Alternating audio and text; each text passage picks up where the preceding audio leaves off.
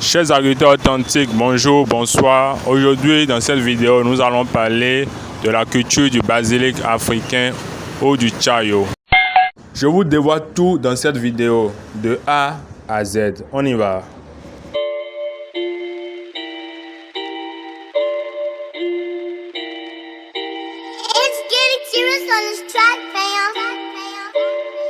Pour toute culture, il faut une semence de qualité.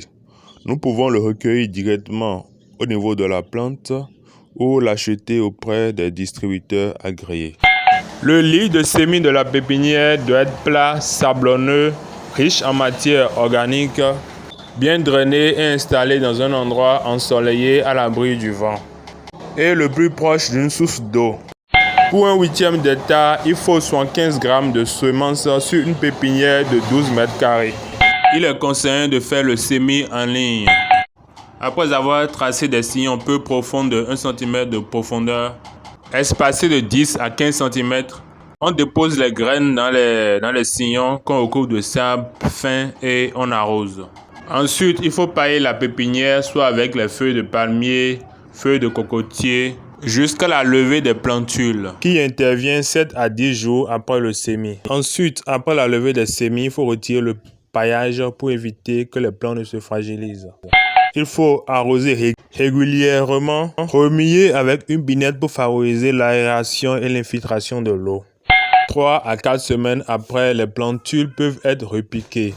À cette étape, ils portent 4 à 6 feuilles. Et pour le repiquage, respectez un écartement de 30 cm entre plants et 30 cm entre lignes. 7 jours après le repiquage, il faut prévoir un apport en matière organique, que ce soit des fientes de volaille, de lapin, de bœuf, d'une valeur de 10 tonnes par hectare. Et 14 jours après le repiquage, un apport en urée d'une valeur de 75 kg par hectare. Les principaux ravageurs du chayo sont les pucerons, les mouches blanches, les chenilles et le criquet puant.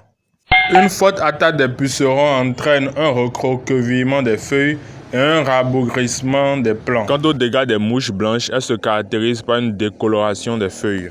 Pour prévenir les attaques des pucerons, il y a des traitements préventifs à base de Nîmes ou à base de mélange d'ail et de piment. Il y a aussi des produits phytosanitaires chimiques que tu peux utiliser. La première récolte intervient 5 à 6 semaines après le repiquage et les plants sont coupés à une hauteur de 15 cm au-dessus du sol.